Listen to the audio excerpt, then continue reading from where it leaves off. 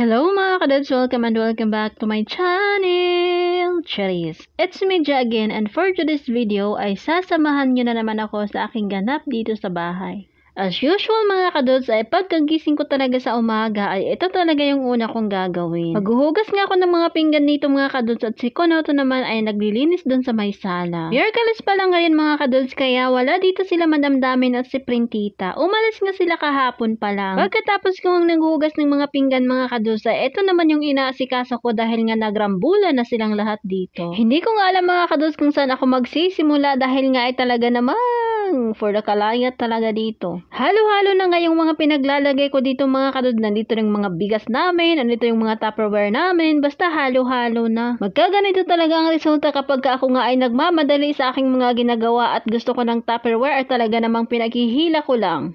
Madami na nga akong natapon ng mga Tupperware dito mga kados kapag ako ay naglilinis at talaga namang mayroon talaga akong itatapon. Yung iba nga dito mga kados ay hindi nga nila ito binibili kung hindi ay ito nga ay mga Tupperware ng mga pagkaing binibili nila sa labas. Yung mga naitapon ko naman mga kados ay sinusugurado ko talaga na hindi na talaga magagamit. Hindi naman talaga ako dito naglilinis ng bonggang-bongga mga kados dahil nga inaayos ko lang. May mga kasabihan nga na magtrabaho ka sa naaayon sa sahod mo. Huy, Charis, ba't ganun?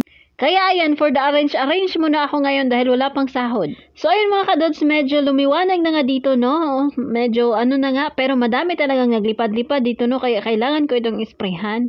Kapag nga meron akong kukunin dito sa susunod na araw ay hindi ko na nga kailangang mangalkal dahil nga ay ito naman, kitang-kita nyo naman. Charis. Ngayong araw nga ay ito nga lang yung aking itatapon dahil nga medyo kalumaan na nga ito. Hindi naman talaga siya sobrang sira-sira talaga. Pwede pa naman siyang gamitin pero gusto ko ngang magbukas ng bago kaya ito itatapon ko na nga. Pagkatapos ko naman dun sa aking ginagawa mga kadosa, ito naman yung isinunod ko. Ito nga ang kusina namin ay kalumaan na nga talaga siya dahil nga kahit anong kuskus ko nga dito sa mga gilid-gilid ay hindi talaga siya natatanggal. At kung naalala niyo mga kados ay nasabi ko nga dun sa mga nakaraang vlogan ko na ay etong ang kusina namin ay papalitan. Pero hindi ko alam bakit hanggang ngayon ay hindi pa rin napapalitan. Hindi na nga talaga ako nag-effort maglinis dito sa aming kusina mga kados. Naglilinis naman ako pero hindi talagang bonggang-bongga dahil nga papalitan nga daw ito. Pero hanggang ngayon talaga ay hindi pa.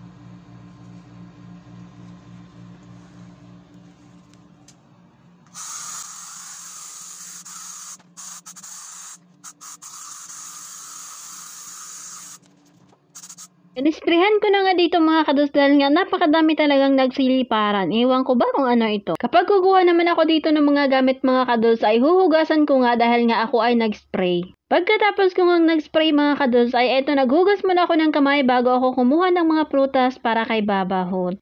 Maaga nga siyang nagising ngayon mga kados dahil nga pagkababa ko ay binigyan na nga siya ni Konoto ng kanyang shahi. Kaya naman kailangan ko siyang ipaghanda ng kanyang mga prutas dahil nga ay baka mamaya ay nako naman talagang magyaw-yaw na naman yun. Lahat na ng prutas na available dito sa bahay namin ay talaga namang hinuhugasan ko para sa kanya. In fairness, mauubos niya yan araw-araw.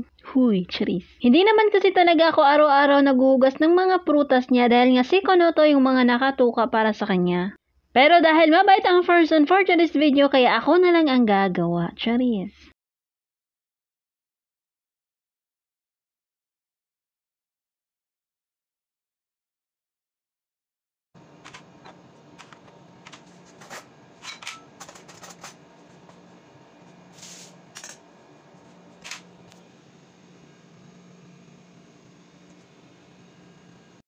Pagkahatid ko nga ng prutas kay Babahot mga kados, eto naman bumalik ako sa kusina dahil nga ako ay magsashahi.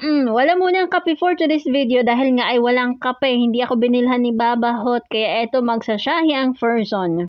Habang naglilinis nga ako kanina mga kados, ay may nakita nga akong dalawang Skyflex at eto na nga yung aking ibe-breakfast.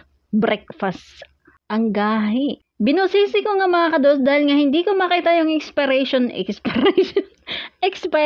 date niya ay talaga namang hindi ko alam kung kailan to ma-expire dahil nga medyo matagal na nga ito. Hindi ako masyahi na tao pero wala akong no choice dahil nga wala akong kape.